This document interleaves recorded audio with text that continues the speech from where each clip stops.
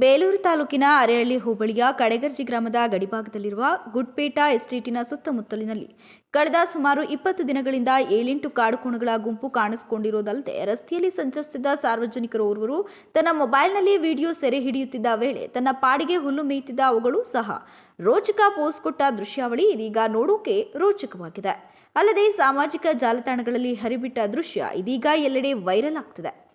ಮಲೆನಾಡು ಭಾಗವಾದ ಅರೇಹಳ್ಳಿ ಹಾಗೂ ಸುತ್ತಮುತ್ತಲಿನಲ್ಲಿ ಈ ಹಿಂದೆ ಕಾಡಾನೆಗಳ ಹಾವಳಿ ವಿಪರೀತವಾಗಿದ್ದ ಕಾರಣ ಕೃಷಿಕರು 10 ವರ್ಷಗಳಿಂದ ಕಷ್ಟಪಟ್ಟು ಬೆಳೆಸಿ ಪೋಷಿಸಿದಂತಹ ವಿವಿಧ ಬೆಳೆಗಳನ್ನು ರಕ್ಷಿಸಿಕೊಳ್ಳಲು ಸೋಲಾರ್ ವಿದ್ಯುತ್ ತಂತಿ ಬೇಲಿಯತ್ತ ಮೊರೆ ಹೋದ ಪರಿಣಾಮ ಕೆಲ ತಿಂಗಳಿನಿಂದ ಕಾಡಾನೆಗಳು ದೂರ ಸರಿದು ತುಸು ನಿಟ್ಟುಸಿರು ಬಿಡುವಂತಾಗಿದೆ.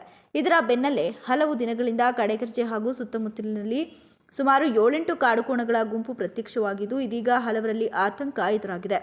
ಸದ್ಯ ಇಲ್ಲಿಯವರೆಗೆ ಕಾಡುಕೋಣಗಳಿಂದ ಸ್ಥಳೀಯರಿಗೆ ಯಾವುದೇ ಅನಾಹುತಗಳಾಗಲಿ ಅಥವಾ ಬೆಳೆಹಾನಿಯಾಗಿರುವುದು ಕಂಡು ಬಂದಿಲ್ಲ ಎಂಬುದೇ ತುಸು ನಿರಾಳತೆಗೆ ಕಾರಣವೆನಿಸುತ್ತೆ.